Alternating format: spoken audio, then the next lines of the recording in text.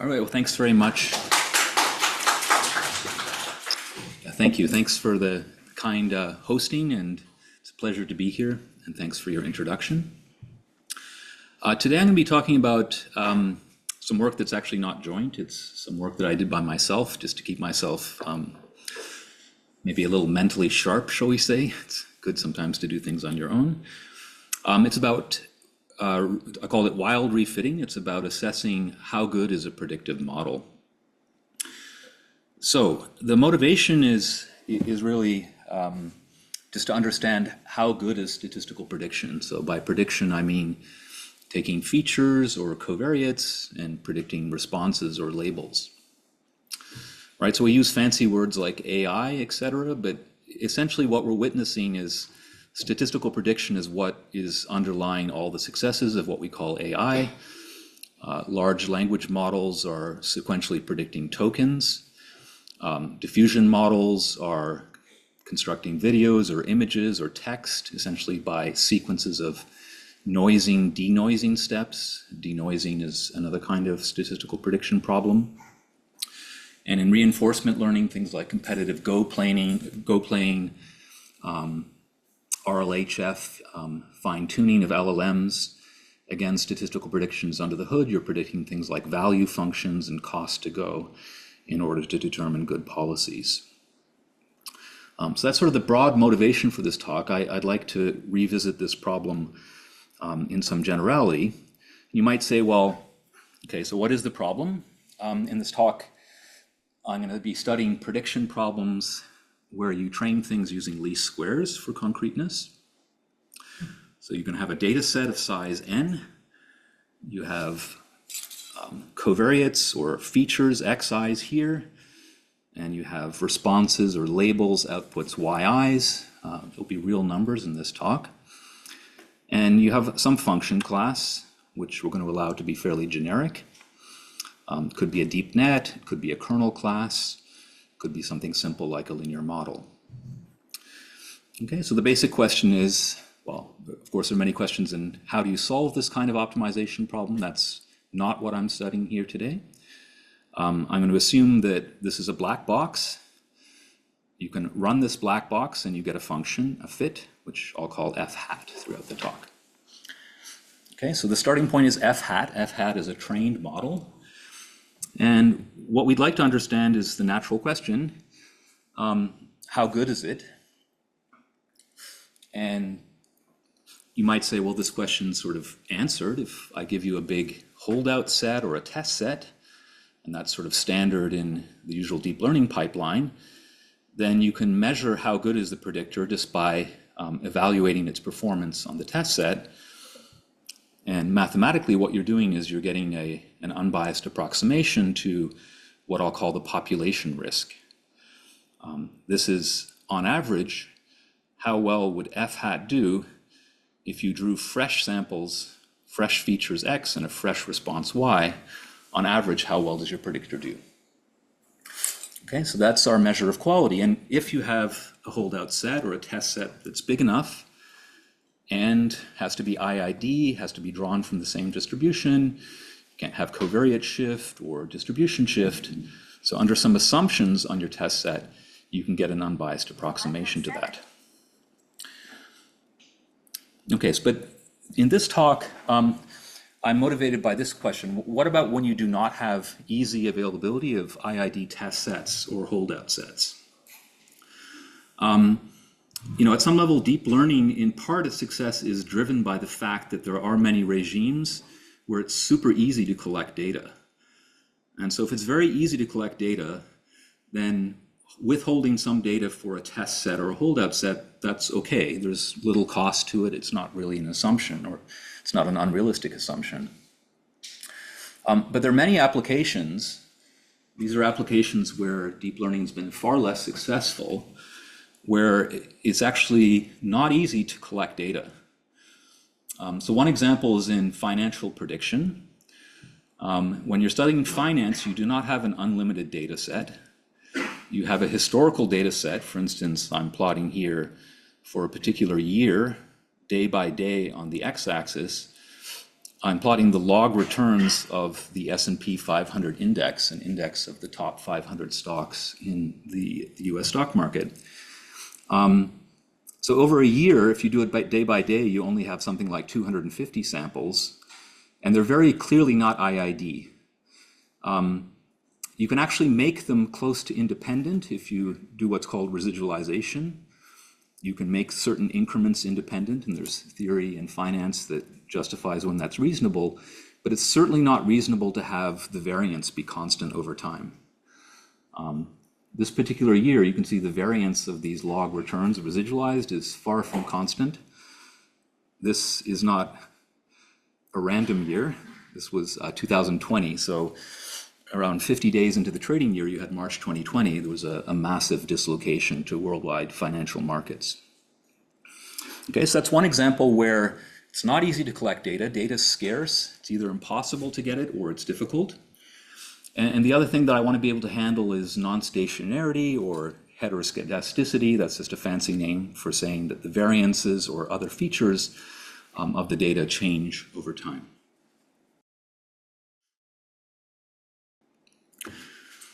Okay, so what I'm going to give you in this talk is just one method. I hope to convince you it's a pretty simple method. It's computationally quite simple, and I think it has some interesting properties. So just to set things up a little more cleanly, so our starting point is we're trying to do prediction. I'm trying to do regression. X's here are covariates, Y's are responses, and I have an n-size data set. That's all that I have, is I have n samples of xi, yi pairs. So when you solve a regression problem, the best thing to do, the oracle, is what I've defined here, f star. If you could compute this, we can't, but we approximate it. The best thing to do would be to take the conditional expectation of the response, binned by the values of the covariates. That's called the regression function. And there's no function that has smaller mean squared error. So that's the gold standard. We're going to be given some prediction method. Just think about it as a form of empirical risk minimization over some function class based on the training set, the xi, yi pairs. This prediction method is going to give us some function f hat. And what we'd like to do is we'd like to have a method that quantifies the excess risk. Okay, so as I mentioned, standard approaches when you have big test sets is just holdout. If you're a little more careful in how you use data, you would do something like cross-validation. That's more effective in how it uses samples, but computationally more expensive. As I mentioned, I'm working in a setting where that's not reasonable. Just to sort of give background, in statistics, people study issues like this through things like asymptotics, influence functions, closely related to leave one out methods, delta methods, things like that.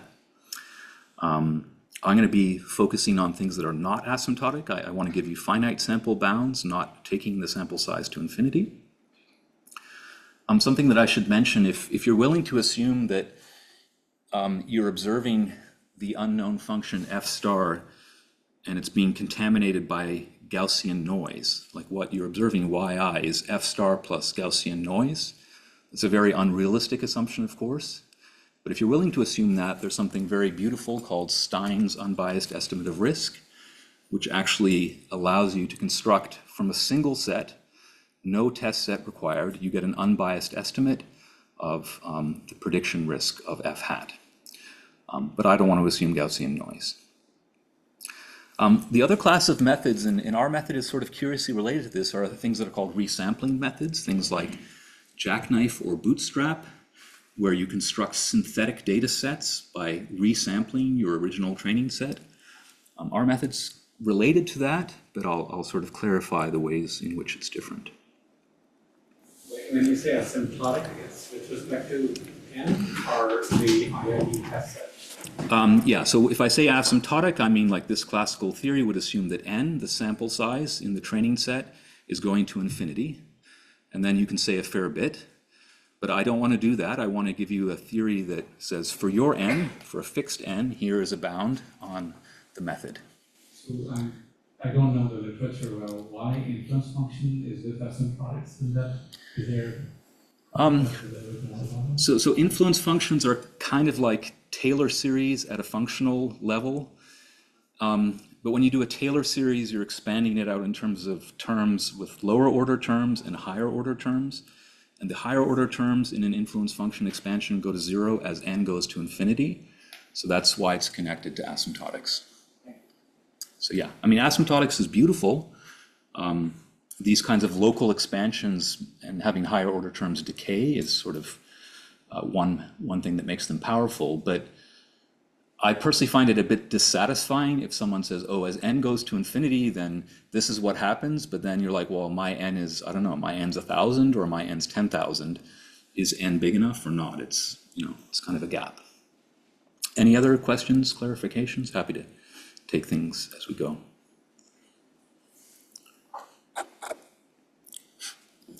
Okay, so today I'm going to give you a method. Does not need a holdout or a holdout set. Can handle heterogeneous non-IID, definitely non-Gaussian. It will give you non-asymptotic bounds on how well you do. And something that I think is kind of important in modern practice, particularly with things like deep nets, is it doesn't need to know details of the method. It needs only what is called black box access to the predictor, which means that you have a black box.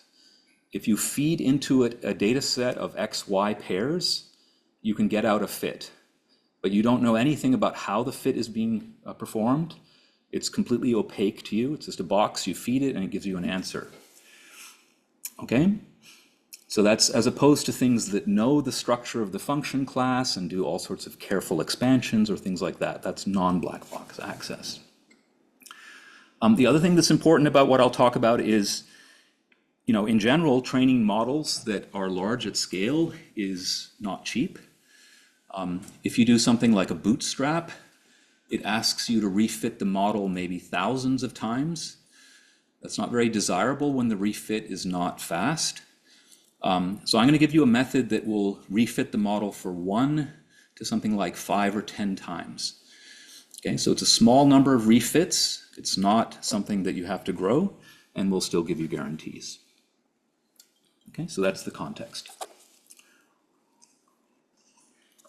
All right, so before I give you the method, let me just give you a sample application, which is something I used to work on. Thomas also said he used to work on this problem. It's sort of a stylized prediction problem. It's an image denoising problem. It's kind of stylized, but it actually underlies diffusion models. When you run a diffusion model to generate images or video, the backwards diffusion, the sampling part, is solving a sequence of denoising problems in order to go from a fully noisy image to a denoised object, which is the sample.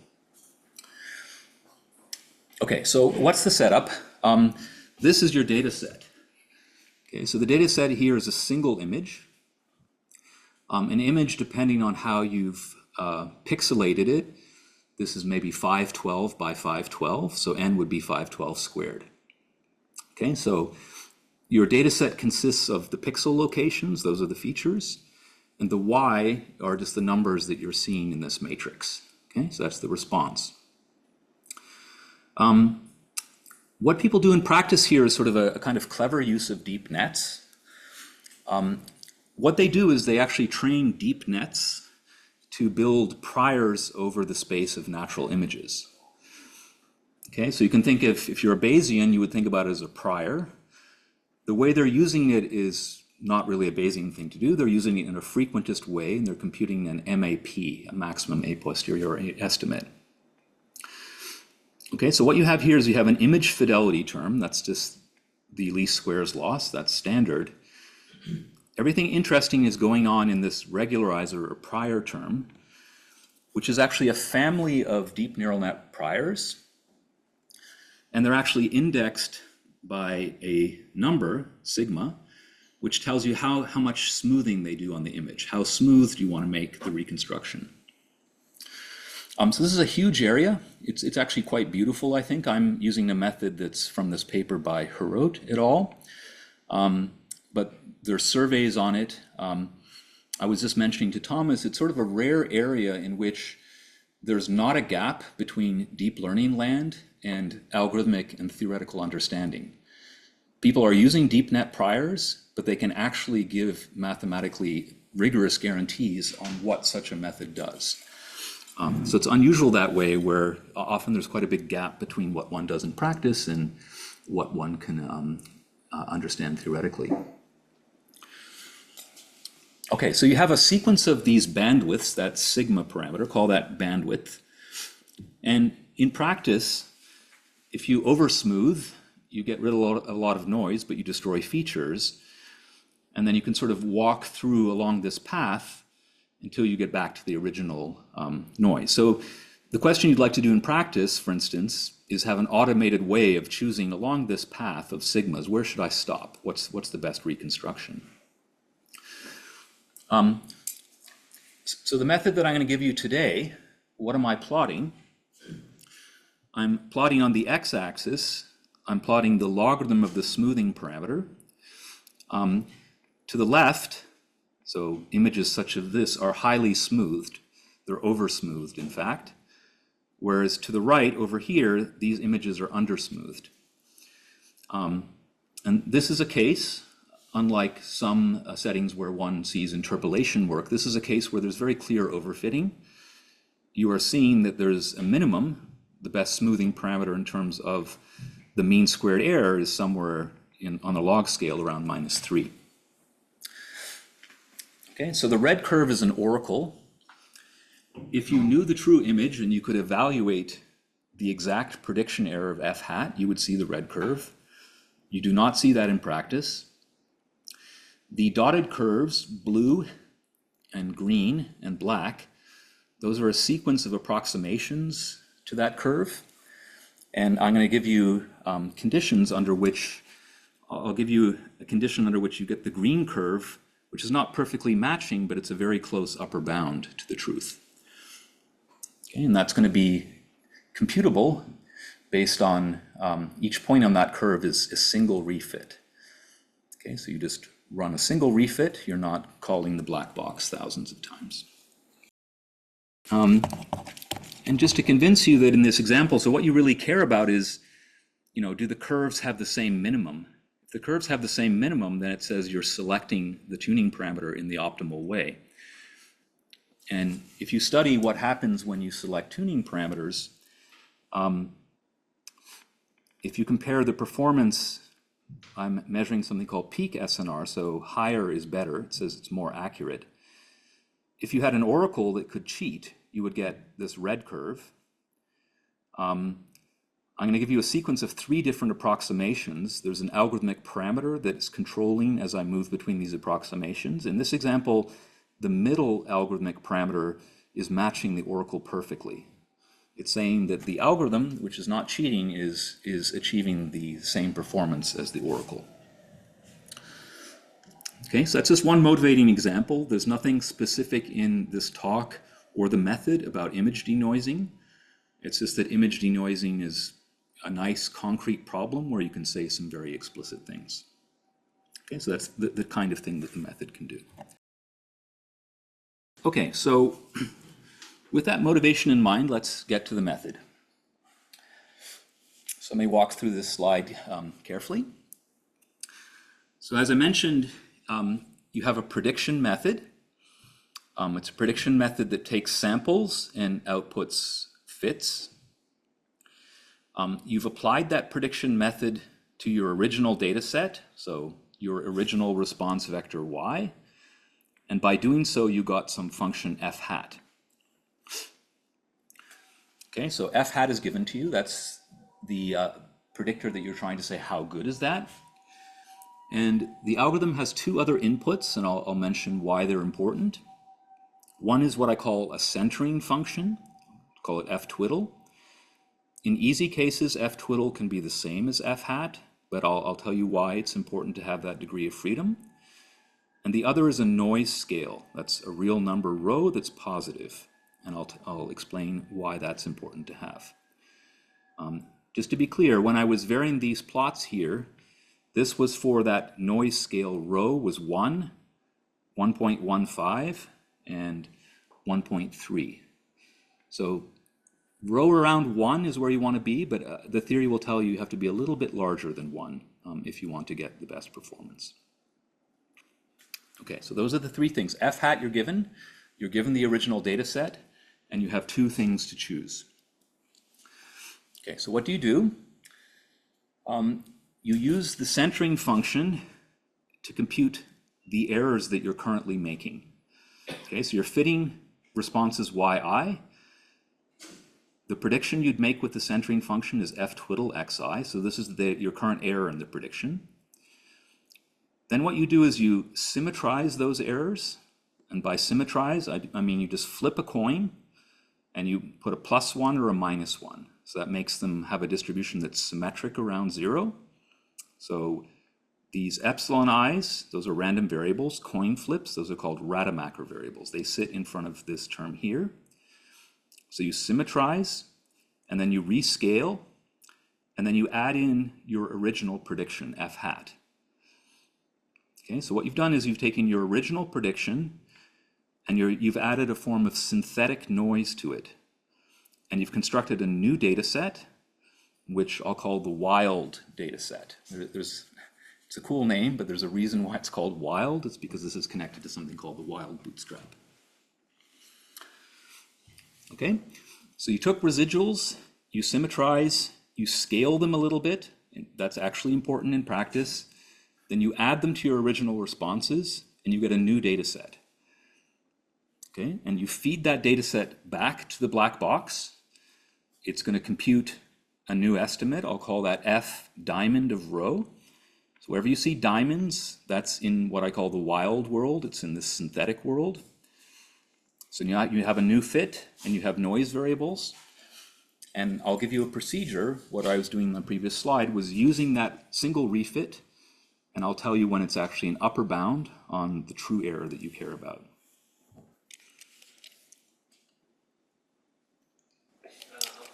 How do you choose the centering function? I'll repeat your question, so zoom here. So the question was, how do you choose the centering function? So there's, in addition to the f hat, there's a centering function and a noise scale. So let me tell you first why the centering function is important to choose. So if we look at this plot here, if I was trying to evaluate the performance of the method right at this extreme there's so little smoothing that the method is interpolating the data perfectly. So at this extreme, f hat is equal to y. So if I did not choose a centering function, if I choose f hat and I compute these residuals, they'd all be equal to 0, and you would say that your method's perfect. And that's not what's happening in these examples, because in these examples, interpolation is bad. So you cannot choose, that's the most dangerous thing about centering. You have to avoid complete overfitting. At the other extreme, if you didn't recenter when f hat was around here, you would get a very gross overestimate of how large the noise is, because you would be lumping together noise plus bias in the fit. So what the theory says is you have to be somewhere in the middle, but it's a very broad region. You do not have to be anywhere near the minimum. And the theory will tell you exactly, how close you have to be, but it's in practice quite reasonable. So. Okay, so that's a great question. Thanks for clarifying that. So that's why you need to recenter. So assuming you've chosen the centering, then really the other remaining issue is the noise scale. Okay, and that's a little more subtle. If you did this naively, you would say, oh, I'm just going to put it equal to 1, right? Because you sort of think, oh, these wi's are kind of close to the original noise, and you symmetrize them. They're sort of on the right scale, so I'm finished. But we'll see that because we're not doing asymptotic analysis, because I'm going to give you finite sample bounds, you have to set rho a little bit larger. If n goes to infinity, you can put rho to 1, but in general, you have to set a little bit larger to hedge, to be a little more conservative. All right, so that's the method. I'm happy to take any other questions. If you don't understand how the method works, then I don't think anything in the rest of the talk will be that interesting to you. So happy to take any other questions at the moment. not a question, but I was just trying to reinterpret. It looks like the Y diamond is somehow an interpolation between the predicted values and true labels. Does that insight do anything here? It's related to that, but the symmetrization means that it's not exactly that. An example to think about, suppose that rho is 1, and suppose that there's no centering function, suppose f twiddle is f hat, then yi diamond is equal to 2 times f hat with probability a half, and then it's equal to something with the minus sign. When the epsilon I flips, you get the opposite thing you would get, I guess. Sorry, it's either yi or 2f hat minus yi. So it's really, it is random because of the Rademacher. It's kind of, think of it as like a 2-point dithering kind of around f hat at the right scale. So it's, yeah, I wouldn't call it an interpolation, but it's definitely in the neighborhood of yi and f hat of I. So then I'm wondering why is that? It seems like that is an important step. It's very important. Now, yeah, once we get to the analysis, I'll tell you why. To give you a heads up, it's important because if you want to bound the prediction quality, the excess risk, it's related to something called the optimism. And the optimism is what we're approximating by constructing these sort of pseudo noise variables. Okay, so let me just give you a bit more history just to, I think it's important always to put your work into context. Why is it called wild refitting? It's not just because I want like a funny name. It's because in the bootstrap literature, there's actually a very old form of bootstrap that's called the wild bootstrap, which is exactly meant to handle non-IID problems like we're dealing with. I think the reason it's called wild is because when your data is non-IID, when you have n samples, you really have n separate distributions that are potentially different. And it's a wild idea if you just use n data points to try and approximate n different distributions. So that's why it's called the wild bootstrap. It's not actually approximating n different distributions, it's approximating a function of them. So there's a beautiful line of work that goes back to the 80s and 90s. What's different here is that, as I mentioned, when you do bootstrap, you have to rerun the black box many, many times. The theory says if the number of bootstrap samples is big enough, that means if you ran the black box enough times, then good things will happen in a distributional sense. We don't want to do that. We want to have a method that requires little use of the black box. And so our method, as I'll clarify, once you have the noise scale rho, once that's set, you only need one black box query. And to find the noise scale, you need something like a logarithmic number of queries in the accuracy. So it's very efficient.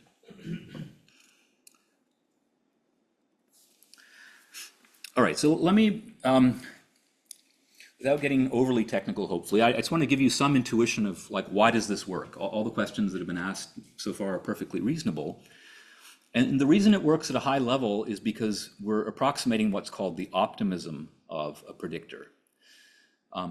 The optimism of a predictor is just a fancy way of saying, you know, it's like if you're a teacher and you give the students a practice test and then you give them a fresh test with new questions, there's going to be a difference between the performance. If you gave them a practice test, you gave them practice test again, that's one number.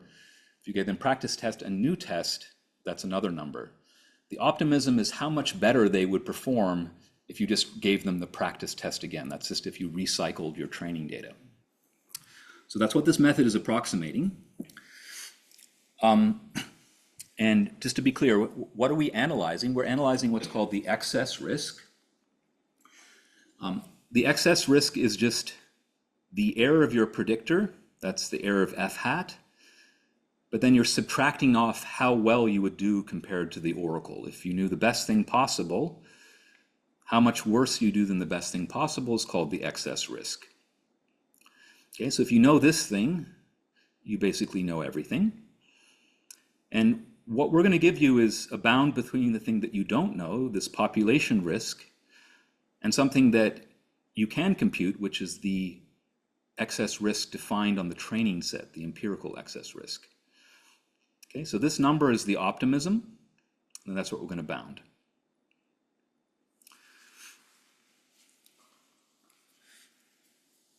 Okay, so the optimism is something you can define in general for any kind of loss function. But when you have least squares, the optimism is super simple, just because when you take a difference between two quadratics, it's essentially the middle term that appears. So if you do a little bit of algebra, you'll find that that difference that I care about, the optimism, or the difference between the two excess risks, is 2 times this quantity. This is what I'll call the optimism. And what is this quantity? It's a sum over all your data points. Wi is the noise in your data. The effective noise in your data is yi minus the best possible predictor. Okay, so that's unknown to you, so you cannot compute this. But it's a sum over all of those noise variables, and then times the error in your predictor. So it's basically an inner product between your error and the noise variables. For those of you who know about things like Rademacher complexity bounds and empirical risk minimization, this is exactly the reason that Rademacher comes out, because this is measuring sort of how well, by fitting in the function class, can you somehow magically align with the Wi's, which are noise. They have nothing to do with anything interesting in the problem. If you can somehow align very well, you can find f hats that make this inner product large over all the noise variables. That's a measure of overfitting. That's exactly what overfitting is doing. Okay, so that's a random variable. And what's important is it depends on some things that you know and some things that you don't. Okay, unfortunately, it depends on more things that you don't know than you do. So what do you know? You know f hat, that's your predictor. You do not know f star, that's the oracle, that's the gold standard. And you do not know wi, because wi are differences between outputs, which you do know, minus the oracle. Okay, so these are the 2 things you don't know, this and this. So you somehow have to replace them with things that are reasonable. Okay, so what we're going to do is we're going to replace f star with f hat. We're going to replace these wi's with these symmetrized residuals, these w twiddle i's. So that's why those w twiddle i's are being constructed. And we're going to replace f hat. We have to replace it because we already used it to replace f star. We're going to replace that with the refit, with the wild refit. Okay, so if you do those replacements, you get a new object, which you can call the wild optimism. Okay, the wild optimism is something you can compute. It's fully data dependent. And what you hope, and what we'll prove, is that it's a good approximation to the true optimism. Okay, so that's the game we're going to play. And if you know about bootstrap, kind of what we're doing is basically non-asymptotic bootstrap thinking.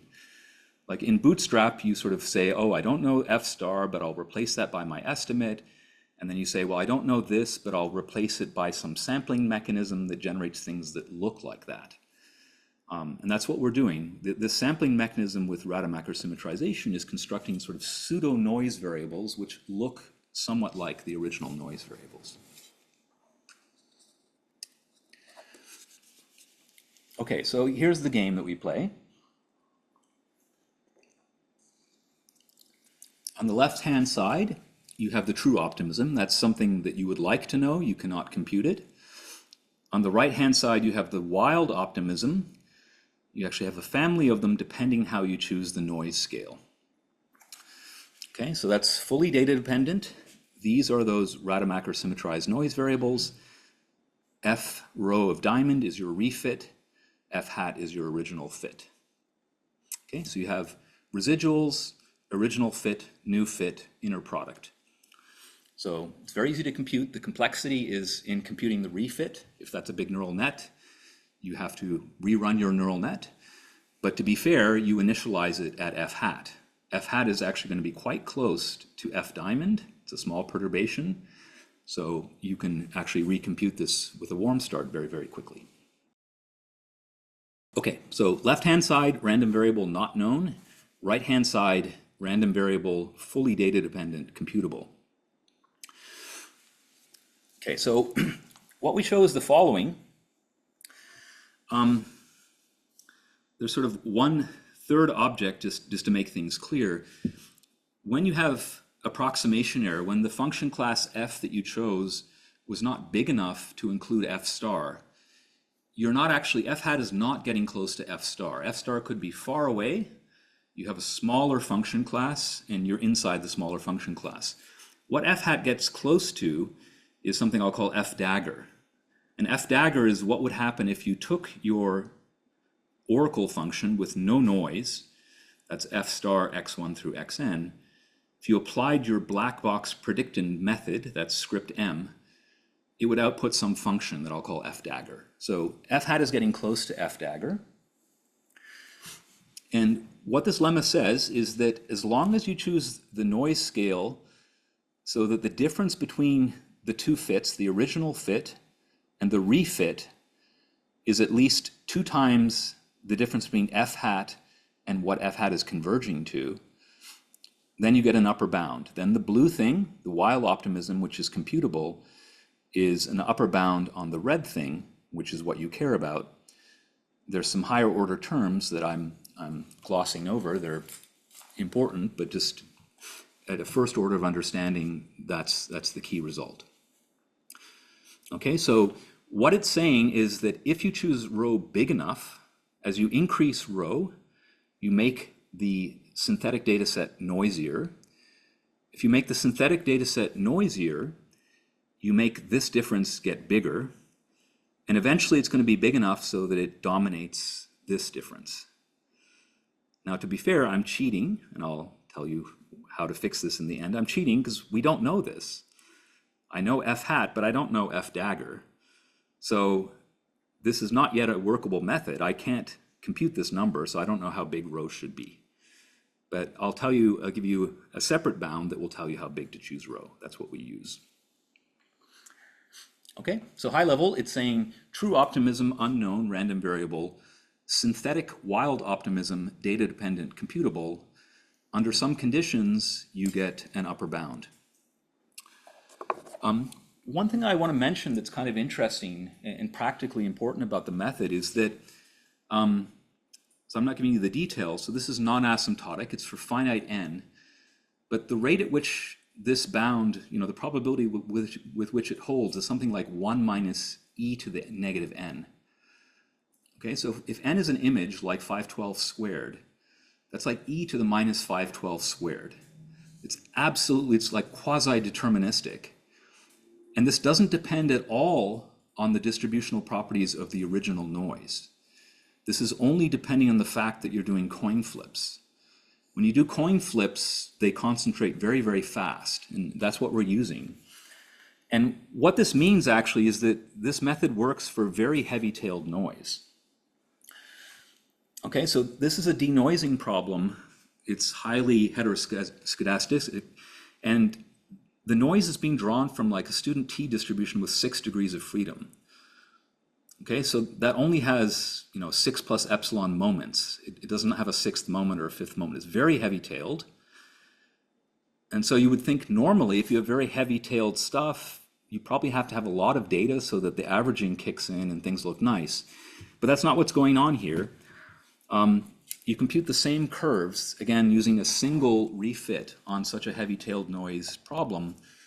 The true MSE, again, inverse log smoothing parameter, and the refits for different choices of the noise scale, you can see it's a very good approximation, even though the noise is so heavy-tailed. And that's because the analysis is being done conditional on the magnitude of the noise. It only cares about the sign of the noise. And the sign of the noise concentrates, the magnitudes can fluctuate, but the analysis doesn't care. So practically, that's sort of important. This is, denoising something like this is very far beyond additive Gaussian noise. This is kind of crazy noise.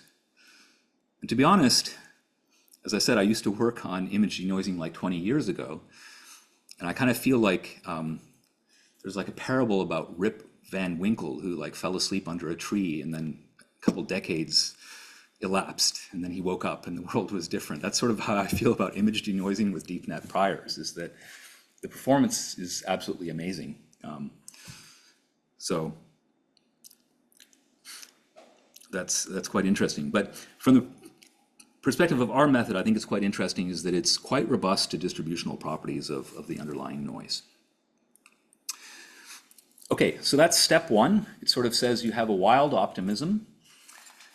Now, step two, I have to deal with this issue. You don't know this R hat.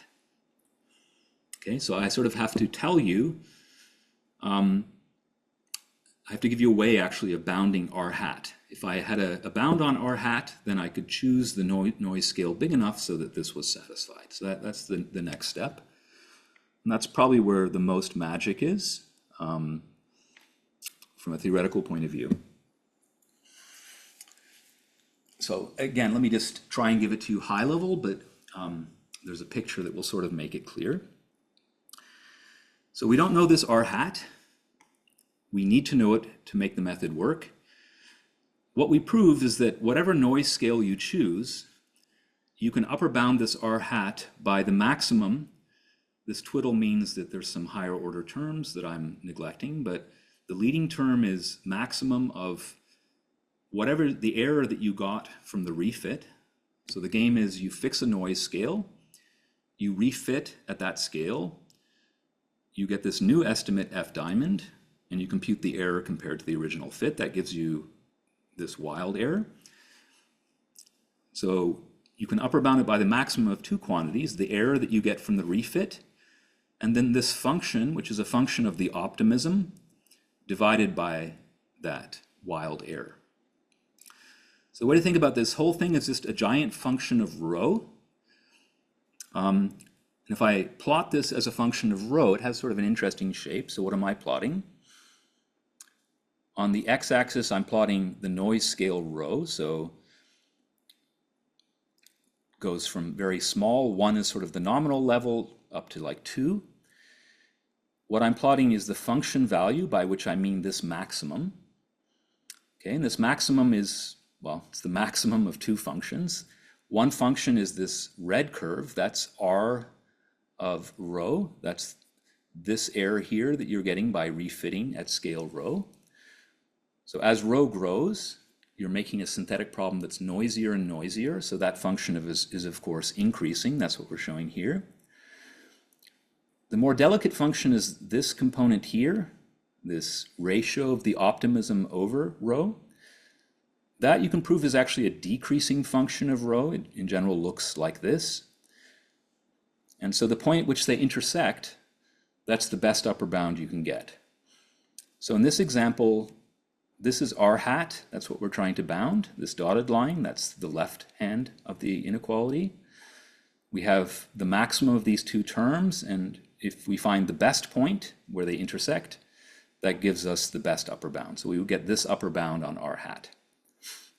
Okay, so the point is that by tweaking rho, what you essentially do is you do a line search on rho, and you can do line searches up to accuracy epsilon in log 1 over epsilon steps. So we can find this upper bound by rerunning the black box refit a relatively small number of times.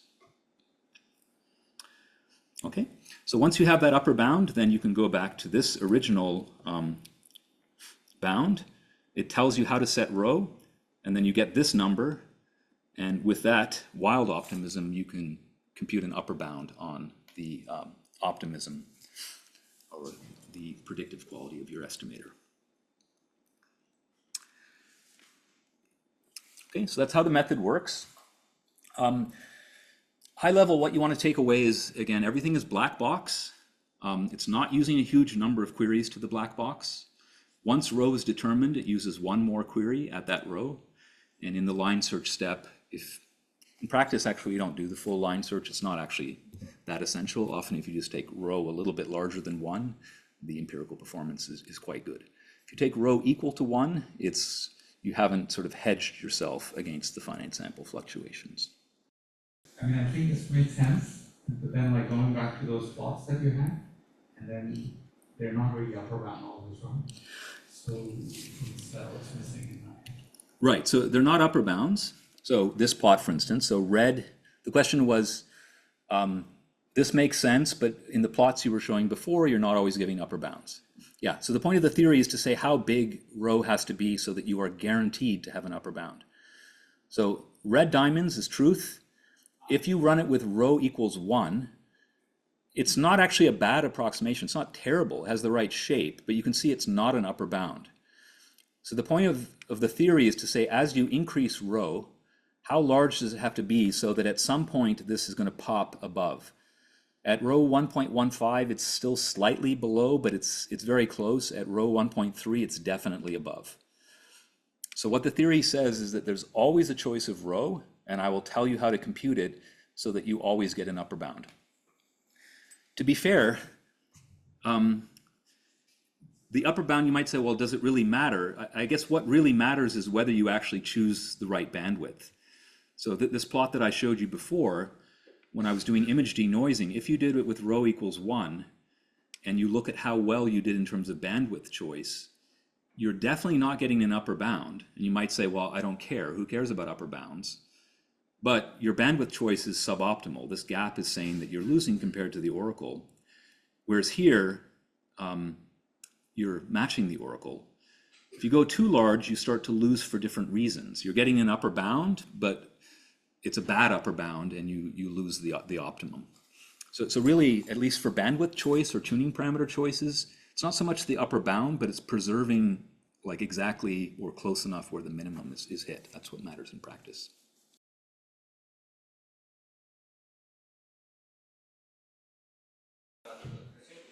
So in a theorem, you only assume the noise is centering. You do not have another assumption of its absorption or on the variance. Yeah, so there are no tail assumptions on the noise. To be clear, in this lemma that I've stated, by symmetric noise, I mean I've assumed that the distribution is symmetric around 0. There's a version of this that gets rid of that assumption as well. Essentially, if you want to do that, instead of 2, you should have a 4 here. So it's, up to constant factors, there's essentially no assumptions on the noise. And the reason is because like this lemma is being proved with the noise held fixed, because in the wild world, the only thing that matters are the random signs that you're flipping, right? That's what's controlling how well things are behaving. That's the effective noise. So in the wild world, because everything is just random signs, the wild world is very predictable. Concretely, if I, let's say, reran this simulation for a different random seed, and I plotted them on top of each other, you would not see the difference, because the fluctuations, as I said, are of the order, e to the minus n. It's quasi-deterministic. So that's a plus, actually, because you really do not want to rerun the black box like 100 times, or not even 10 times, to be frank. That's quite strong. And I have another question: is what's the theory suggests us to choose tilde f, the centering function? So how does the quality of the centering function affect the optimism? Yeah, so that's a good question. So you're asking about in the algorithm. Let me just recapitulate for the rest of the audience. So the question is, in the procedure, there's a centering function, which I said has to be chosen in a reasonable way. So where does that appear in the theory? The answer is I kind of hid it. Where is it hidden? The paper is fully honest. It's hidden in this higher order terms. So if you look at the higher order term, if you choose a very bad centering function, you will see that that term is not really higher order. It's actually dominant. So the bound is still true, but it's just useless. So the theory is correct, but useless. So yeah, if you look at the theory, you'll see that, yeah, it really, the main danger is this does not work for interpolating classifiers or interpolating procedures, because if you did that, the pseudo noise would be 0 always. So that's the main danger to avoid.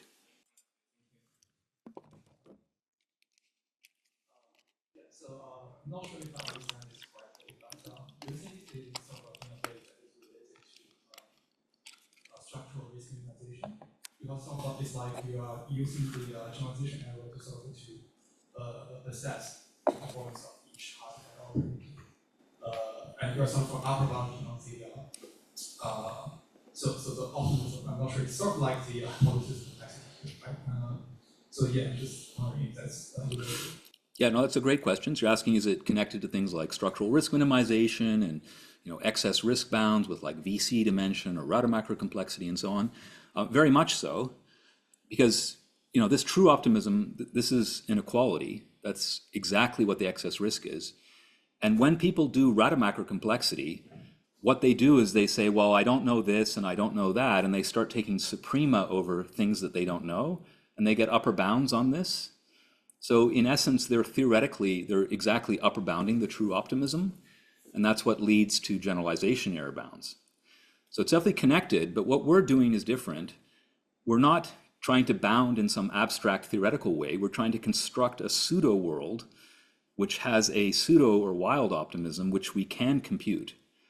And then we're getting a fully data-dependent upper bound on the quantity. I think a big difference is that people criticize ERM and generalization error because they say it's too conservative, and that's I think a valid criticism. And part of the reason it's too conservative is because it does too much worst case. It takes a worst case over this F star. They probably assume something about the noise and things like that, which is also possibly adversarial. We're not doing any of that. We're sort of constructing these pseudo things which are very good surrogates for the unknown quantities. Yeah.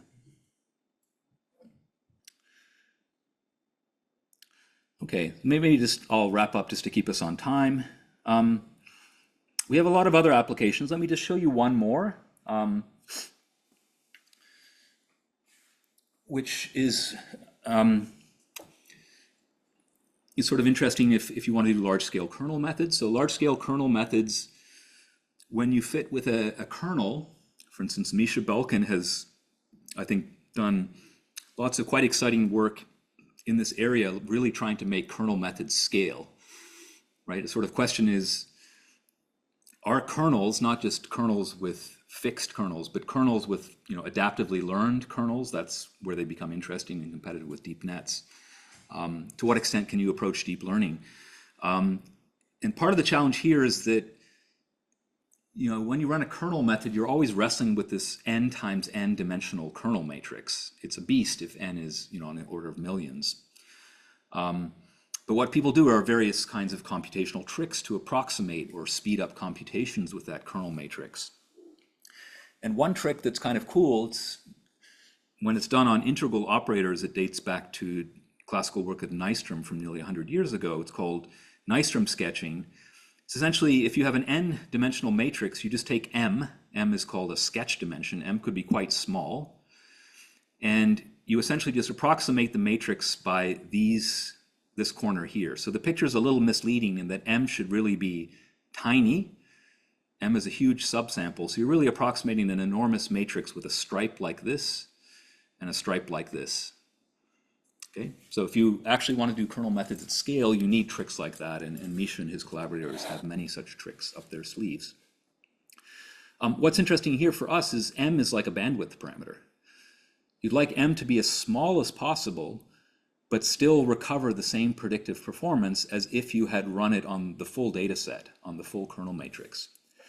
And again, our method is black box, so you can produce these curves. Same labels, except now the x-axis is the sketch dimension. This is a toy problem, but just illustrates what happens. So I think the original matrix is maybe 2,000 dimensional. It's already big enough that you're not storing and inverting that in a full float. As the sketch dimension increases, then the quality of the estimator improves, the prediction error goes down, but of course it plateaus, because eventually you're just going to recapture the prediction error of running the full kernel method. But if you can construct surrogates that tell you at what point it plateaus, then you can say, well, with a sketch dimension of, 600 to 800, you're extremely close. It's more than adequate. So again, that's just running the same procedure. I didn't know that it was a kernel method. The procedure takes as a black box, and I replaced deep neural net prior image reconstruction with kernel smooth. This one's kind of fun and cute, but in the interest of time, let me just skip it. All right, so I've told you about wild refitting. So it's a new method, but it's inspired by wild bootstrap. Gives you non-asymptotic bounds on how well your predictor does. It's fully black box. Lots of open questions. I've talked about it only for least squares, but obviously you'd like to do similar things for classification, things like that. That's interesting to think about. I think there are ways of doing that, but the structure is not quite as simple as a quadratic loss. I think it's also interesting, instead of just looking at, the squared error of your predictor, you might want to look at different functionals. If you're looking at covariate shift, I might want to say, how well does my predictor do on this subpart of the space instead of averaged over the full training space? If you could do that, you actually could adapt a method to do well in a covariate shift problem. So there's a preprint, and I'm happy to take any more questions that people might have. Thank you.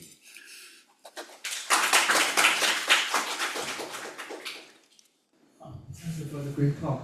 I have a question because you mentioned that when you train the F diamond, you can also warm start it. So I wonder if in the traditional bootstrap strategy or other resampling-based method, if you just because you want to have resample it and refit it for like 1,000 times, but if you just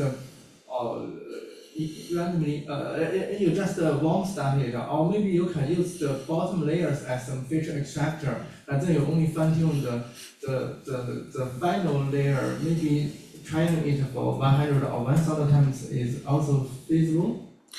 So I think there's sort of two questions here. Like, to maybe rephrase, the first is, to what extent does warm starting also help something like a bootstrap? Yeah. And yes, it certainly does.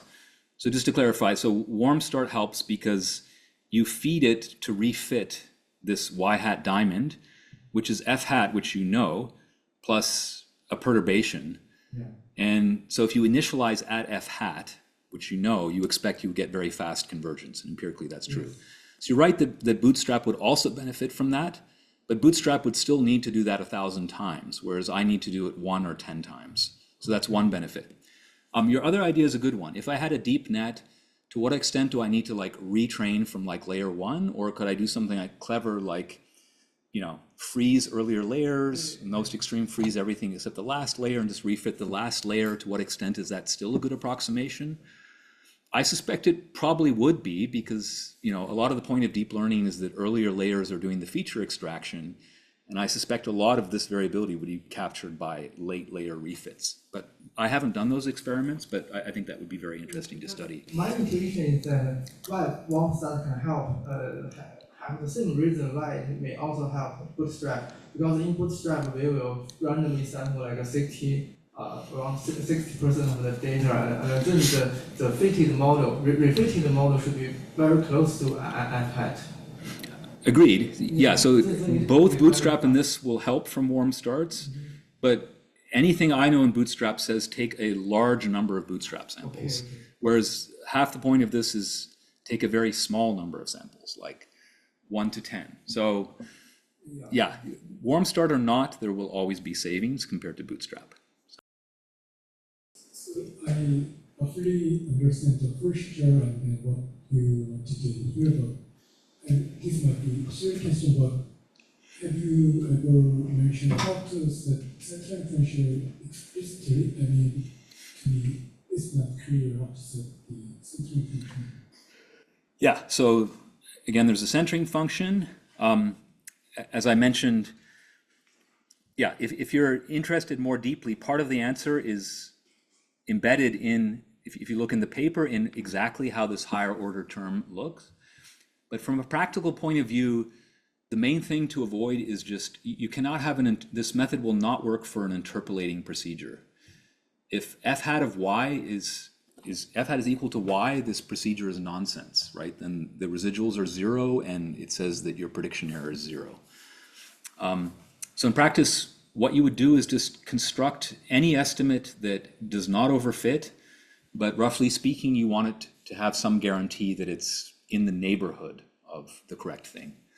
But it's quite forgiving, because neighborhood just has to be something smaller than the noise level. If the noise level is here, the neighborhood just has to be inside that. So if you have a look at the theory, it will make some of that question. Yeah, going back to the algorithm that you have, and I'm just thinking what's important in actually assessing generalization error. It seems like that you've chosen these epsilon i's and the scaling somehow and the centering to perturb the original problem and then refit that one. And it seems different than the original bootstrap. And you're saying that this one will be more efficient. And I'm kind of trying to understand that the choice of the variables like Rademacher variable, is it somehow tied to least square problem?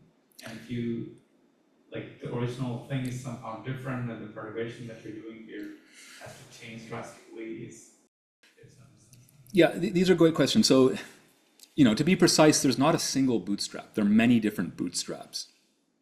The sort of most classical bootstrap is a fully resampling bootstrap. You take a data set of size n and you sample with replacement another data set of size n from it.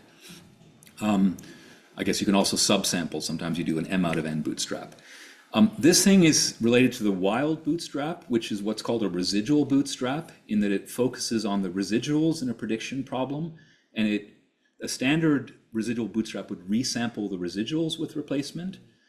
A wild bootstrap is something that does what I'm doing, but in general they use many kinds of noise multipliers. They multiply the residual not always with a random sign.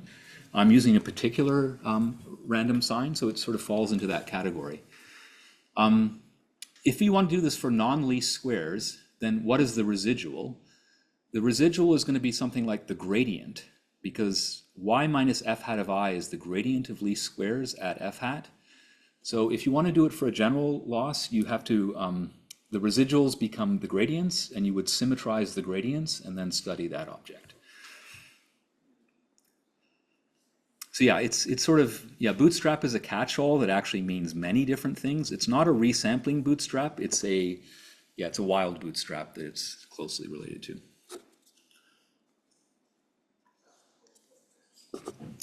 Wow, lots of questions today. Hope I get some lunch. So I think you are considering the fixed design case. Correct. And we usually want to predict some new unseen samples. So using this method can be to quantify the uncertainty. Yeah, so you're correct. My analysis is what's called a session called fixed design, meaning that I'm treating the x's as fixed. Some applications that make sense. In image denoising, if the x's are sort of pixel locations, that makes perfect sense. I have thoughts about analogs that will handle random design. That's not what I've done in this work, but I think that's quite interesting. The naive thing to do, by the way, is once you have a fixed design result, then essentially you're just looking at an empirical process question about, average over n data points from this design compared to the expectation over the full data set. So there are ways that you could handle that, but I think it would be better to do both steps at the same time. So.